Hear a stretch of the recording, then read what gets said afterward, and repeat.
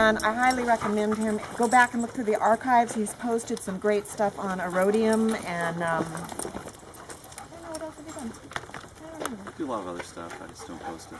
So, well, you should. You Can you should. give us your info before we're Sure. done? So, yeah.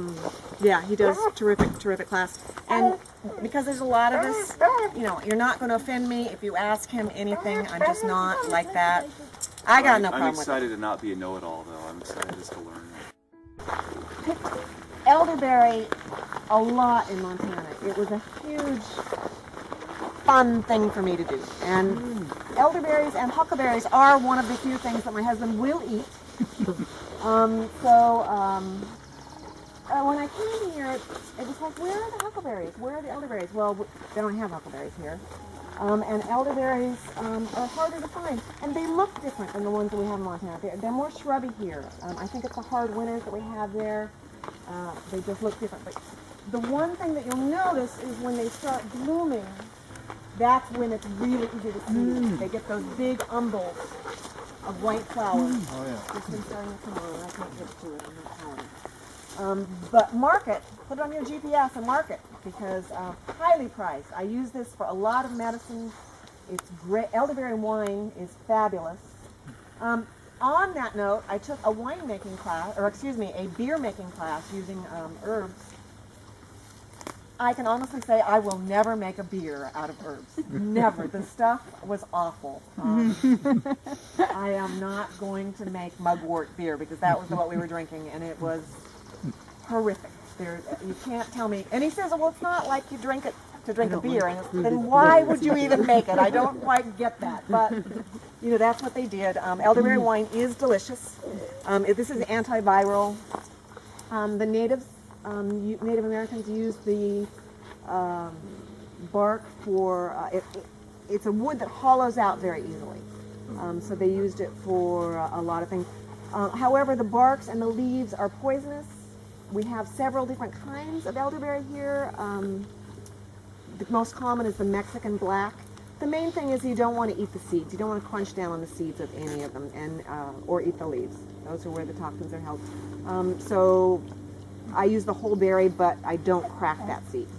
And how do you know when the berries are ready? They're they're not green. They're not white. Okay. They're bubbly colored. This is plantain. You eat the leaf of it. Did anybody come to my house the last time I had a walk? I had made plantain chips. You had. Yeah. You won the book. That's right. Van. We had plantain. You dry them and salt them with a little olive oil, and you can make a plantain chip. It's if you like something crunchy, it's not a potato chip.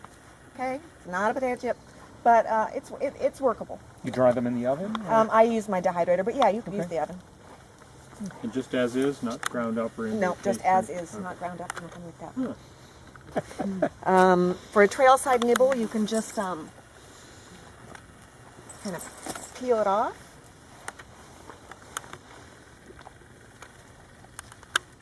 And eat the main spiny stem. Pretty much most of the thistles we have around here, the elk thistle, I don't know, my mind's gone blank.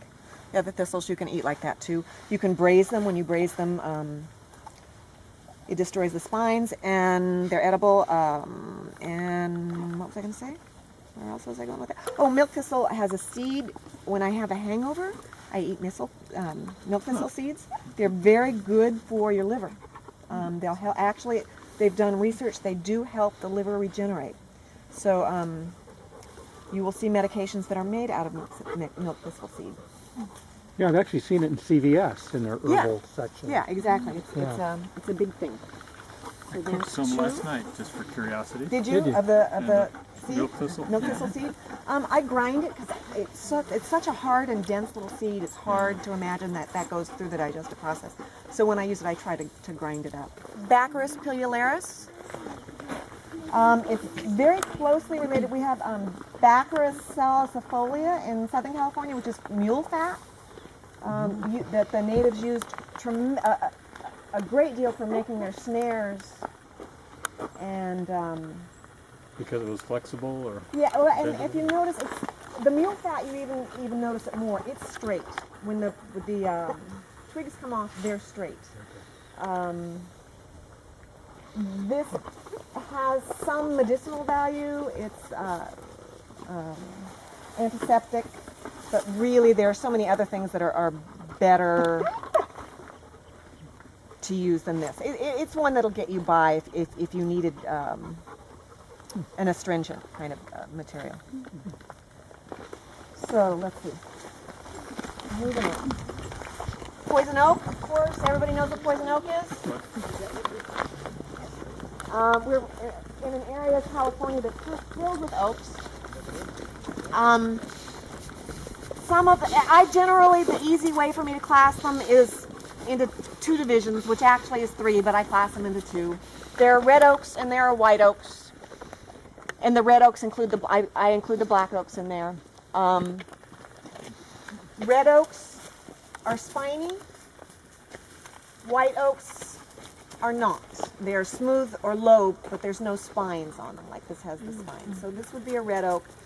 Traditionally, you have to leach those quite a bit more. They're much higher in tannins. Honestly, they're not worth the trouble. If I were starving, maybe, but we have so many good white oaks that you can leach in one or two washings. I don't know about for you guys, but for me, on my well, water's a priority. I have to be really careful with it. So I'm all about finding the sweetest nuts that I can without having to spend a lot of time leaching. I'm so excited to see all these people to go on a walk here. This is mugwort, and we have a lot of it in my yard as well, along with the poison oak. Mugwort is a plant that was important to a lot of different cultures. The people who are involved with magic, this is a very, very important plant to them. Mugwort beer, very, very important to a lot of cultures. It makes your dreams more vivid, more brighter. It does not give you better dreams. It gives you, if you're prone to nightmares, it gives you worse dreams. A lot of uses for it. So is it a medicinal plant rather than a food plant? More of a medicinal plant, although, like I said, I went to the beer making class and they were using it for beer. Not so much. It's a great, if you're into making primitive fire, it's used a lot for tinder. Also, when the tribes would have to carry around a coal, very often they would wrap it in the mugwort because it, especially the dried stuff, and I have some dried stuff at my house, and we can light it. They used it as wicks. They would roll it up and use it as a wick or a torch. Here's an old piece of this. I love the smell. Yeah. I'm sure I've walked through it before. So that's henbit, which is kind of a salad herb. What was it? Salad herb. I'm sorry, what was this one called? That's awesome. Wow. Henbit, it's called. Henbit. And it's a salad herb. Although I noticed that Green Dean's got a recipe for a spicy henbit. How'd you make the noise? Blow. Suck the nectar out, because a little drop of nectar in there, and then blow. Takes practice. It helps if you're 6 too. You know, I am in heart. This is a really important one, and it's important for a lot of reasons. If you look at it, get out here. Get out of here. I know. And this is actually not even a really good specimen. Anything with its feathery leaf like this. Have you ever heard of Socrates? Mm-hmm. How did he die? Hemlock. Generally, will find a smooth stem, some purple spotting, these very finely divided leaves. I'm not finding the purple spotting on this. And we come down to that whole carrot thing, which I don't get. I don't have the gene for smelling carrots, evidently. So what I'm asking is that this type of a leaf, this finely pinnated, not pinnated, compound leaf, you stay away from until you're very, very sure. There are so many things out here that look like this, that people have died from. Queen Anne's lace, cow parsnip, people tend to get them confused, and it doesn't take much. I guess it's not an unpleasant way to die. I've read his accounts, and he pretty much just kind of went numb from the feet up. Yeah. But still, probably not something we really want to do. This is the vetch. That's the vetch. It's also edible. Some kinds are, some kinds aren't. So again, you need to know which one you're doing. Some of them are quite poisonous. I actually ate some the other day. Oh, did you? Yeah. I'm still alive, so I'm guess I'm lucky. Just some of them are, some of them aren't. This is fine. Yeah. Isn't that the other rule? If you don't Yeah. know, eat a little bit and then wait. But the red clover and the white clover are edible. Again, they're used a lot in medicines. Stephen, didn't you tell me, where's Stephen? Oh, there you are.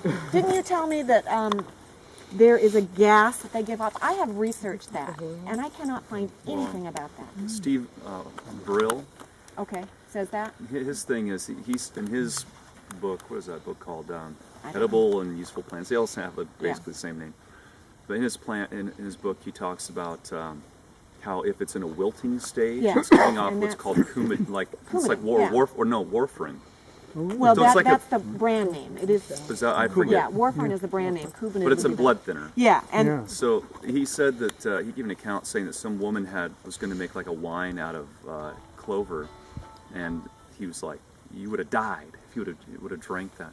So it's good in dried form or in fresh form, but if it's wilted, it's actually going to Yeah. thin your blood and can hurt And you. it does always have the coumadin in it. So I don't know. I've heard of so many people eating it. I guess I'm just find that part a little bit odd.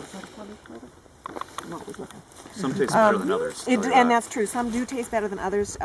Look around, and also back to Linda Runyon. She simply now dries it and crushes it up and uses it as a flour.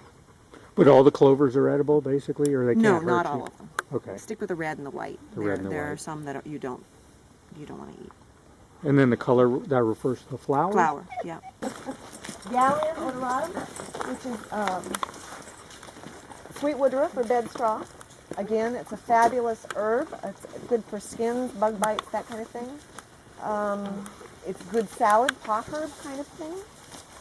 If you're out, and my father used to try to gather up beds of it for his sleeping bag.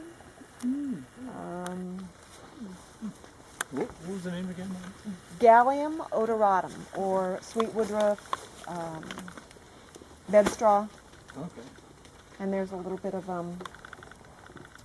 miner's lettuce there with it. But I don't know So what kind. that one's, I think that's Mallow rotundifolia. This is the one, it's good as in a salad. Maybe Malva neglecta, it's hard to tell. They do get rust pretty easily. You want to stick, this is kind of fuzzy. I told you about the guy making nori, and I finally figured out, he explained to me what he did. He got a whole bunch of these, and he dried them, crumbled them all up, and then reconstituted them with water and made a paste. Then he got fresh leaves and laid them out, put the paste on it, and then put more leaves on top of that, and then dried the whole thing. Okay. And he seasoned it with soy sauce. I don't know. He said you could not tell the difference between that and nori. I'm suspect. I tried it with just mushing up Mushing in it a up? food processor Yeah. and then putting on parchment paper. Yeah. Again with a little soy sauce in it. And it came out very thin and flaky and it would just crumble under your fingers. Really? So maybe he's onto something. Is that what you're saying? So, but I don't know how you would use it to wrap something. Well, But- I think but that's what maybe the in purpose leaf. of these were, Yeah. to hold it together. That would work. As we call them buckeye or horse chestnut, a big edible seed. Stephen's been trying to work on a way to make them edible. The Native Americans would pulp them up and poison fish with them in the streams so they could just go out and collect them. In the fall, you'll see them. They'll be the very first tree to lose their leaves. They'll be brown and dead looking, and that's just a survival strategy with California water because we just, it's used to surviving out here, and that's kind of how it's evolved. It loses those leaves, and then it doesn't have to worry about supplying that much more water once it's made its seed.